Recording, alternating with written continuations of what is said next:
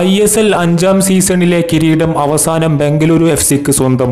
കഴിഞ്ഞ ISL സീസണിലെ ഫൈനലിൽ സംഭവിച്ച ദുരന്തം ആവർത്തിക്കാതെ ബംഗളൂരുവിന്റെ നീലപ്പട ഇത്തവണ ISL കിരീടത്തിൽ മുത്തമിട്ടു.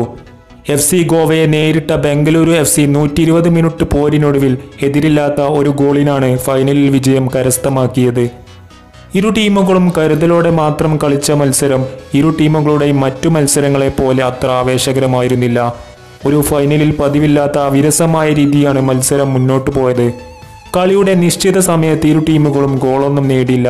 മിക്കുവിന് കിട്ടിയ 2 അവസരങ്ങൾ മാത്രമായിരുന്നു നിശ്ചിത സമയത്തെ പ്രധാന അവസരങ്ങൾ. മിക്കുവിന്റെ ഒരു ഷോട്ട് പോസ്റ്റിൽ തട്ടി മടങ്ങുകയും ചെയ്തു.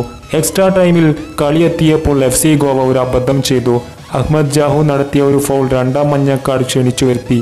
അതോടെ ചുവപ്പ് കാർഡ് കെട്ടി ജാഹു പുറത്ത്. അവസാന മിനിറ്റിൽ ഗോവ 10 പേരായി ചുരുങ്ങി.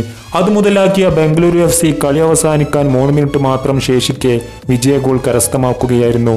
രാഹുൽ ബേക്കയുടെ ഹെഡറാണ് ബംഗളൂരുവിന് കിരീടം നേടിക്കൊടുത്തത്. ഈ കിരീടത്തോടെ I ലീഗിലും ISL-ലും കിരീടം നേടുന്ന ആദ്യ ടീമായി മാറിയിരിക്കുകയാണ് ബംഗളൂരു FC. ബംഗളൂരു FC-ക്ക് അഭിമാനമായ കിരീടമാണിത്. ISL ചരിത്രത്തിലെ ആദ്യ കിരീടം. കൂടുതൽ കായിക വാർത്തകൾക്കും വിശേഷങ്ങൾക്കുമായി ഈ ചാനൽ സബ്സ്ക്രൈബ് ചെയ്യുക.